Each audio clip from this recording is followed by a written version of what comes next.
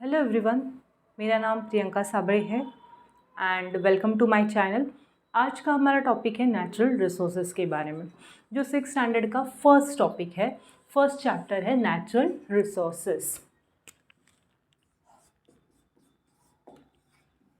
तो सबसे पहले हम लोग जानते हैं नेचुरल रिसोर्सेज क्या होता है।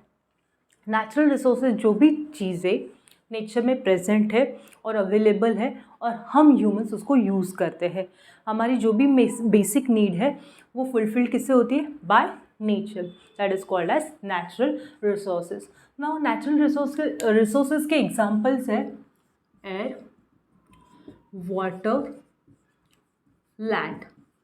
ये एयर, वाटर, लैंड जो नेचर में प्रेजेंट है, ओके। तो हमारा अर्थ is only the planet where life exists। अर्थ एक ऐसा प्लैनेट है जिसमें लाइफ एग्जिस्ट करती है। अर्थ एक ऐसा, सोलर सिस्टम में इतने प्लैनेट में से अर्थ ही एक ऐसा प्लैनेट है जिसमें लाइफ एग्जिस्ट करती है। अर्थ में 3 स्फीयर है।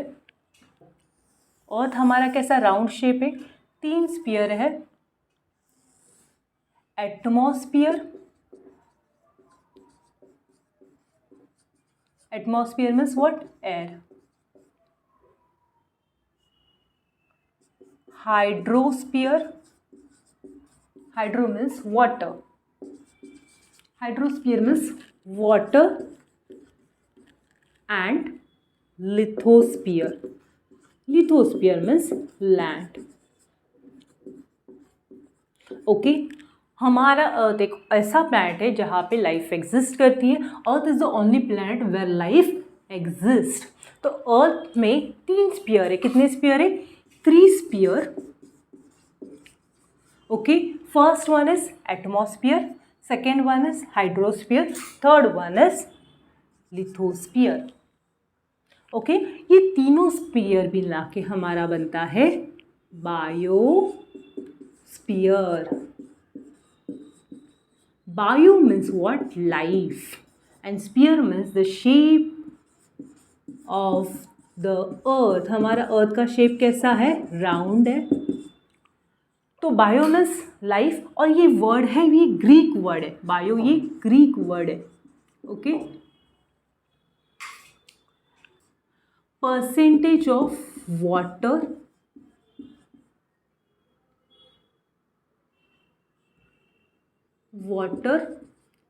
and land on the earth। Okay, तो वाटर का परसेंटेज हमारे अर्थ पे है 71% एंड लैंड का परसेंटेज है 29%। ओके, अब हम आते हैं हमारे एटमॉस्फियर पे। अब हम आते हैं atmosphere. Atmosphere means what? Air. Air is a mixture of gases, okay। In earth atmosphere, earth के एटमॉस्फियर में 5 लेयर है। In earth atmosphere there are 5 layers, 5 spheres. Okay, तो हाईलाइट हम स्फीयर्स पे करते हैं। First one is troposphere, second is stratosphere, third is mesosphere, fourth is ionosphere, fifth is exosphere। okay, first, second, third, fourth, fifth, first, second, third, fourth, fifth। सो यहाँ पे 80% of gases present in this sphere. 19 in stratosphere.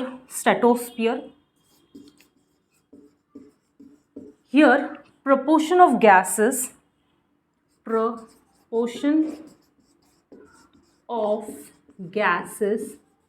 is less. यहाँ पे again proportion of gases is still less and यहाँ पे no gases. Okay बहुत easy है. Atmosphere में क्या होता है? मिक्सचर ऑफ गैसेस, बहुत सारे गैसेस प्रेजेंट होते हैं एटमॉस्फेयर में. तो हमारा अर्थ का एटमॉस्फेयर कितने लेयर से बना है? 5 लेयर से. फर्स्ट लेयर है हमारा ट्रोपोस्फियर. फर्स्ट लेयर हमारा क्या है? ट्रोपोस्फियर. सेकेंड लेयर है हमारा स्ट्रेटोस्फियर. थर्ड लेयर है हमारा मेसोस्फियर. फोर्थ लेयर है आइनोस्फियर. फिफ्थ लेयर है एक्सोस्फियर. ओके जो हमारा क्लोजेस्ट टू द एटमॉस्फेयर वो कौन सा है? ट्रोपोस्फियर. ट्रोपोस्फियर में ज़्यादा परसेंटेज ऑफ गैसेस कहाँ पे होगी? ट्रोपोस्फियर में. क्यों होगी ट्रोपोस्फियर में? क्योंकि सबसे क्लोज कौन सा है? स्फीयर ट्रोपोस्फियर है. जो एटमॉस्फेयर से क्लोज कौन सा है? ट्रोपोस्फियर है. तो ट्रोपोस्फियर में 80% ऑफ गैसेस होगी. ट्रोपोस्फियर में कितने परसेंटेज ऑफ गैसेस होगी? 80%. सो उससे नीचे आते हैं, उससे नीचे का स्फीयर कौन सा है?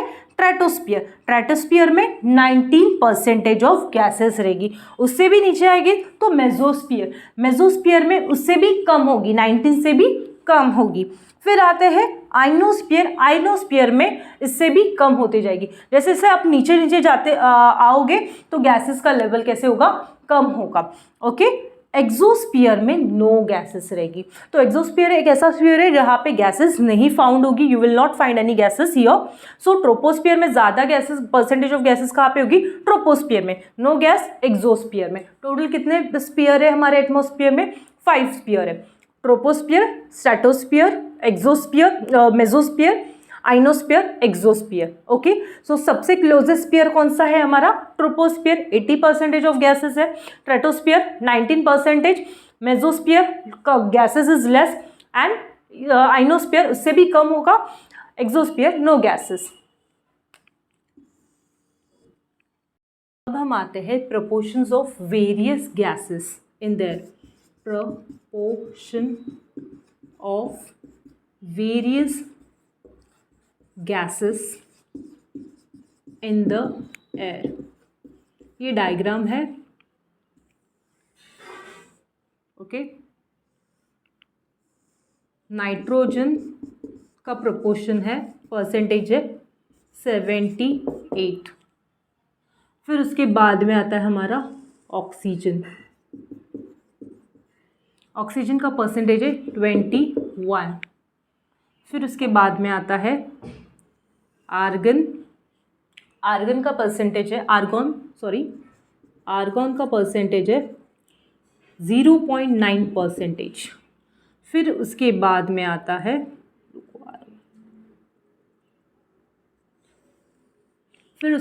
आता है हमारा अदर गैसेस जो है 0.07. फिर कार्बन डाइऑक्साइड 0.03%. ओके तो फर्स्ट नाइट्रोजन में building up protein in the living organism. Protein बहुत इंपॉर्टेंट रोल प्ले करता है लिविंग ऑर्गेनिज्म में. ओके प्रोटीन को बिल्डिंग ब्लॉक्स ऑफ लाइफ भी कहा जाता है. नेक्स्ट है production of ammonia. Now ammonia का यूजेस कहाँ पे होता है? फर्टिलाइजर्स में एंड इंडस्ट्रियल एप्लीकेशन में. नेक्स्ट है air tight packaging of food stuff. जो भी पैकेजिंग है फूड स्टफ़ मतलब लेस के पैकेट्स होते हैं या बहुत सारे पैकेट्स होते हैं जो खाने के पैकेट्स हैं, उसके अंदर कौन सी गैस होती है? Nitrogen gases present. ओके अभी हम पढ़ने वाले हैं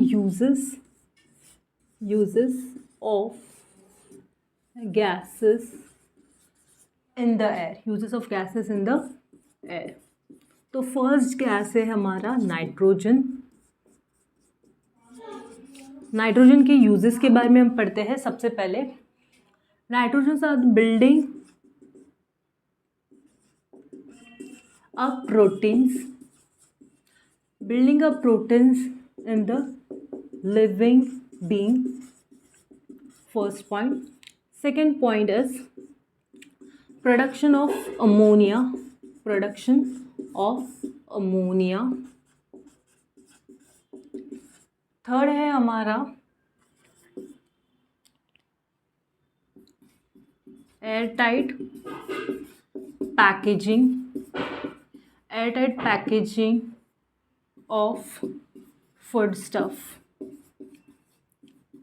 ओके, तो फर्स्ट पॉइंट पे आते हैं बिल्डिंग अप प्रोटीन्स. तो proteins are the building block of life. Protein बहुत इम्पॉर्टेंट है हमारी बॉडी के लिए.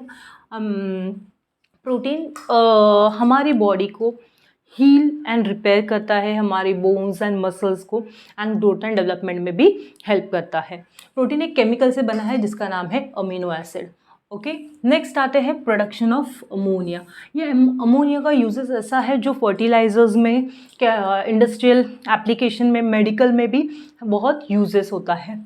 नेक्स्ट है nitrogen gas. Airtight packaging of food stuff. जो भी हमारे पैकेट्स है, खाने वाले पैकेट्स है, उसके अंदर कौन सी गैस प्रेजेंट होती है? Nitrogen. Second is oxygen. Oxygen सबको पता है. ऑक्सीजन का काम क्या है, यूज़ क्या है? रेस्पिरेशन. हम लिविंग ऑर्गेनिज्म को बहुत इंपॉर्टेंट गैस है oxygen. Okay, respiration and combustion. It's help in burning, combustion. Okay, third is carbon dioxide. Carbon dioxide. Carbon dioxide ये यूज होता है फोटोसिंथेसिस इन प्लांट. प्लांट्स के लिए बहुत यूजफुल गैस है, और हमारे लिए यूजफुल गैस कौन सी है? ऑक्सीजन है. Photosynthesis, photosynthesis in plant and what next है? फोटोसिंथेसिस इन प्लांट और फायर एक्सटिंग्यूशन. नेक्स्ट है फायर एक्सटिंग्यूशर. ओके, अब आते हैं हम आर्गन. आर्गन ये ऐसी गैस है, argon used in electric bulb. Use in electric bulb. ये इनर्ट गैस है. अभी जो भी हो गए वो सब इनर्ट गैसेस से स्टार्ट हो गए. आर्गन के बाद मैं आती हूँ हीलियम. ओके, हीलियम एक ऐसी गैस है lighter than air, used to fill balloons and airships. वो लाइटर देन एयर है. डेकोरेटिव बलून्स में वो बहुत इंपॉर्टेंट गैस है हीलियम. नेक्स्ट आते हैं krypton.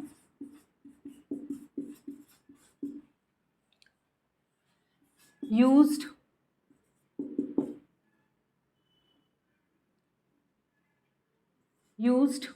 in fluorescent light. Okay, it is used in fluorescent light. Krypton used in fluorescent light. Okay, fluorescent light ये क्या है? एनर्जी सेविंग लाइट है जो हमारे घरों में यूज़ किया जाता है. Next is neon. Used in street lighting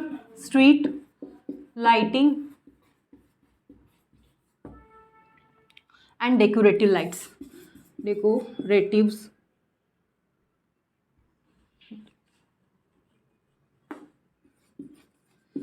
Decorative light. ये सब इनर्ट गैसेस है. और लास्ट का है हमारा xenon. Used in flash photography.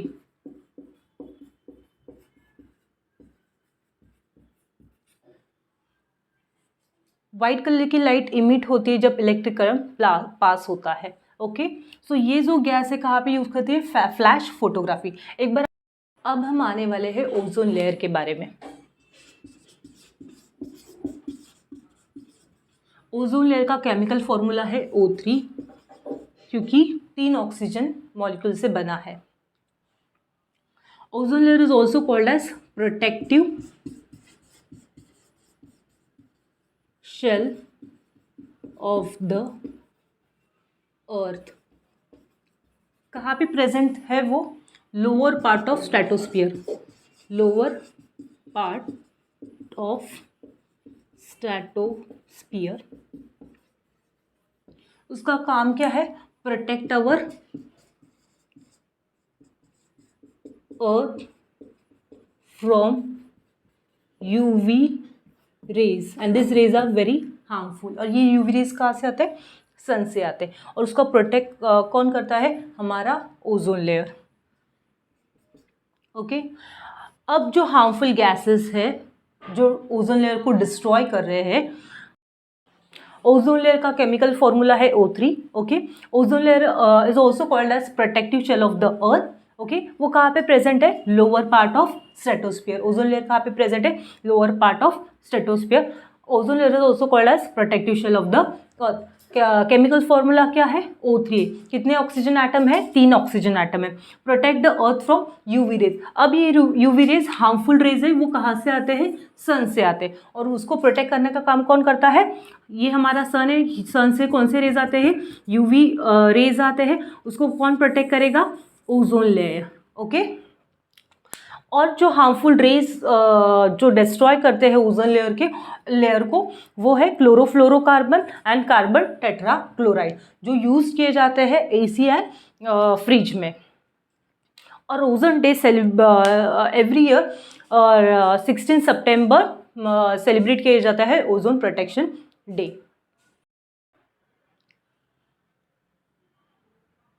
तो क्लोरोफ्लोरोकार्बन एंड कार्बन टेट्राक्लोराइड, ये हार्मफुल गैसेस कहाँ पे यूज होते हैं? किस में यूज होते हैं? AC and refrigerator that destroy the layer of ozone, that destroy the ozone layer. अब 16 सितंबर ओजोन प्रोटेक्शन डे सेलिब्रेट किया जाता है every year, ozone protection day. अभी हम पढ़ने वाले हैं important roles of atmosphere.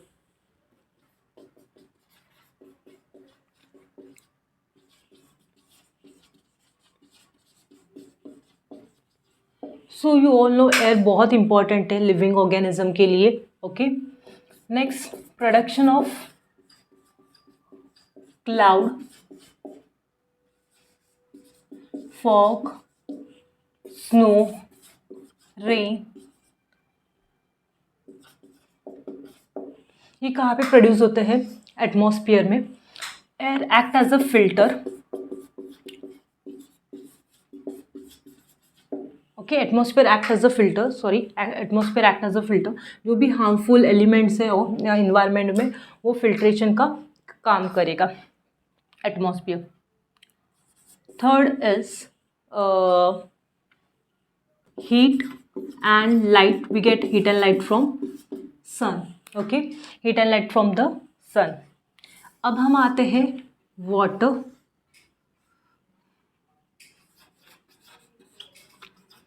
Water is life. Okay, बहुत इंपॉर्टेंट है। बिना पानी के हम रह नहीं सकते, कोई भी ऑर्गेनिज्म रह नहीं सकता।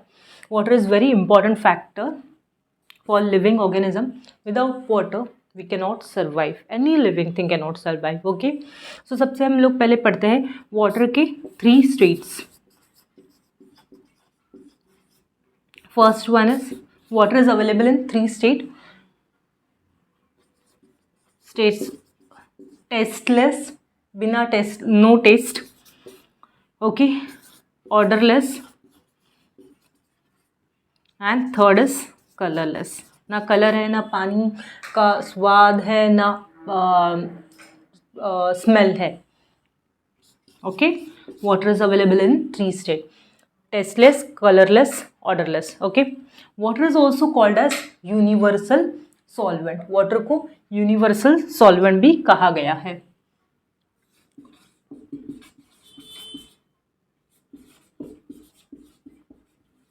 क्यों यूनिवर्सल सॉल्वेंट कहा गया है? बिकॉज एनी सब्सटेंस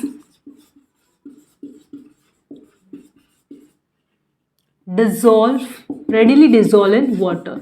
कोई भी सब्सटेंस डिजोल्व हो सकता है पानी के अंदर, इसलिए वाटर को यूनिवर्सल सॉल्वेंट कहा गया. वाटर कैसे फॉर्म हुआ है? Hydrogen gas burn in the air and combine with oxygen. जब ये हाइड्रोजन गैस बर्न होता है एयर में और वो कंबाइन होता है ऑक्सीजन के साथ, then hydrogen gas then water form. Okay, so एक बार हम रिविजन करते हैं. वाटर बहुत इंपॉर्टेंट फैक्टर है हर लिविंग ऑर्गेनिज्म के लिए. Water is life. Okay, 3 state है वाटर. 3 स्टेट में पाया जाता है. एक टेस्टलेस है, कलरलेस है, ऑर्डरलेस है. फिर वाटर को यूनिवर्सल सॉल्वेंट क्यों कहा जाता है? बिकॉज कोई भी सब्सटेंस पानी के अंदर डिजोल्व हो सकता है. Okay, hydrogen gas burn in the air and combine with oxygen. Water कैसे फॉर्म होता है? जब ये हाइड्रोजन गैस बर्न होता है एयर में and it combine with oxygen and water get form. अब हम आते हैं source of water.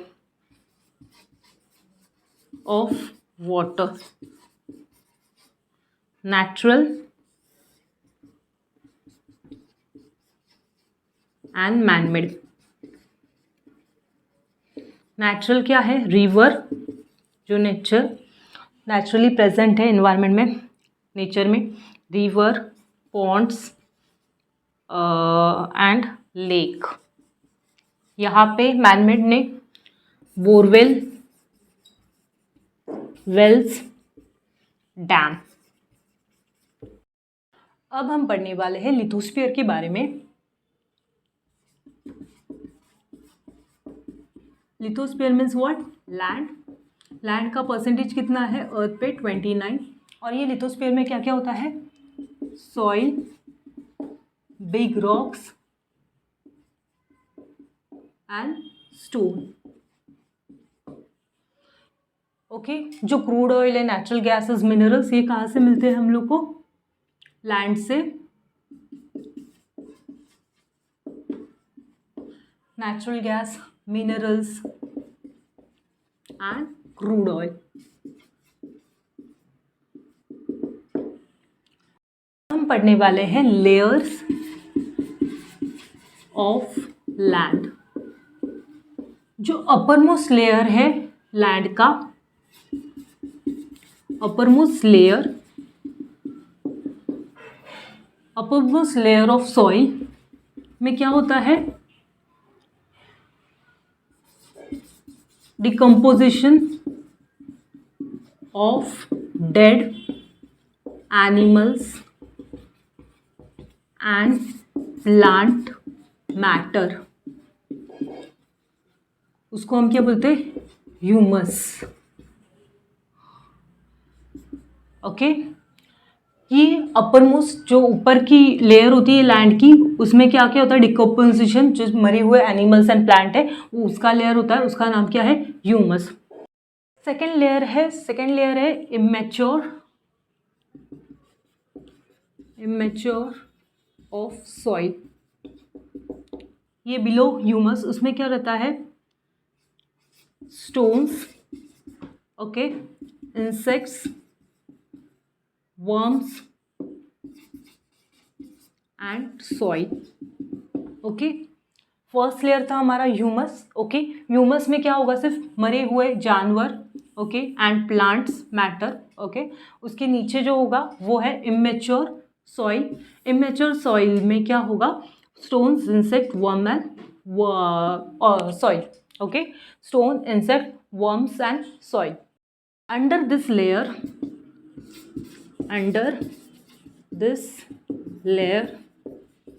there is a layers of soils and bedrock rocks. Okay, bedrocks has minerals। एक बार मैं फिर से रिवाइज करती हूँ। लिथोस्फीयर मतलब लैंड। लैंड कितने परसेंटेज है? 29% है हमारे अर्थ पे। ये लैंड किससे बना है? Soil, big rocks and stone. Okay. Natural gas, minerals और क्रूड ऑयल ये कहाँ से ऑब्टेंड होता है? लिथोस्फीयर से। फिर लैंड के भी कुछ लेयर्स है। Okay. Upper most layer of land, decomposition of dead animals and plant. First layer क्या है? ह्यूमस है। ह्यूमस ये सबसे पहली लेयर है। यहाँ पे आपको यू कैन सी हियर, ये ह्यूमस सबसे पहली लेयर है। यहाँ पे dead bodies of animals and plants. फिर उसके नीचे का जो लेयर होगा यहाँ पे decomposition of dead bodies, okay, of animals and plant. फिर दूसरी लेयर होगी वो है इमेच्योर ऑफ सॉइल। यहाँ पे insects, worms, sand and stones हो गए। नेक्स्ट है हमारा under this layer there is a layer of soils and bedrocks. Bedrocks मतलब बड़े बड़े पत्थर, ओके। एंड ये बेडरॉक्स हैज मिनरल्स। उसके अंदर क्या है? मिनरल्स है। Now the colour and texture of the soil depend on bedrocks. आज हम पढ़ने वाले हैं अभी Indian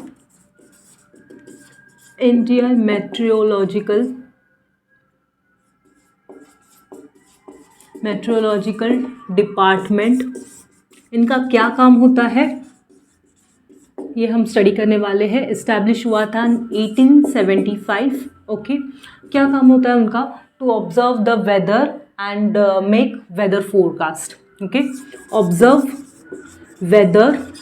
to observe the weather and make weather forecast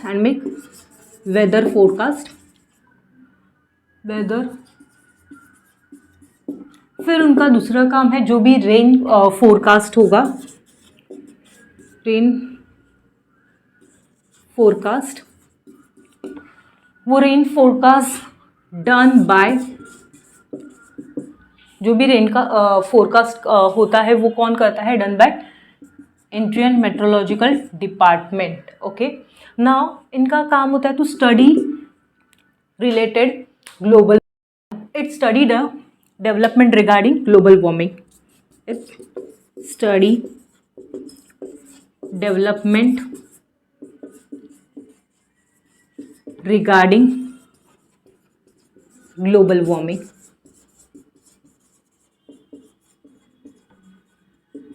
okay. तो सबसे पहले एक बार फिर से हम लोग जान लेते हैं इंडियन मेट्रोलॉजिकल डिपार्टमेंट वो कब एस्टेब्लिश हुआ था? 1875 में। हाँ, ऑब्जर्व क्या करता है? वेदर, और वेदर को ऑब्जर्व करने के बाद में वो वेदर का फोरकास्ट बताता है। आप लोग ने न्यूज़ में देखा होगा आज यहाँ पे बारिश होने वाली है, ये किससे पता चलता है? हमारा Indian meteorological department, okay. Rain forecast, जो भी रेन फोरकास्ट होता है वो भी किससे होता है? By Indian meteorological department.